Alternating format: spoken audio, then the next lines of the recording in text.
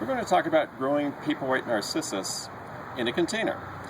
And you can grow them in soil, but there's also the possibility of growing them in a container with no drainage hole, using either gravel, tumbled glass, or sand, and water. It's really easy to do. You need a container that is solid, something that's either a glazed ceramic or glass. It doesn't have to be terribly deep.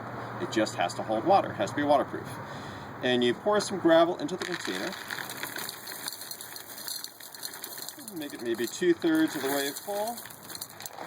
Then you take your Paperwhite bulbs, placing them at the broad end down, the pointed stem facing up. In a 6-inch container like this, you'd probably want to use about 5 nice, good-sized Paperwhites. They want to be somewhat crowded, so set them in there right next to each other, cheek to cheek.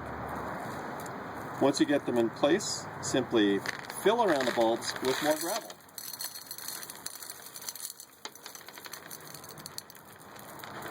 You want to fill it so that the top of the bulb is exposed, but there's enough gravel to keep them anchored in place. Once you get them to this point, you fill it with water so that the water comes to the base of the bulb. You don't want to fill the entire container. The water should just be touching the bottom of the bulb. You may have to add water occasionally to maintain that level. The roots will grow down into the water, into the gravel. If you place this outdoors after you get it planted up, in a nice bright location, leaves will start to grow. You'll develop flower stems that will then have buds at the top.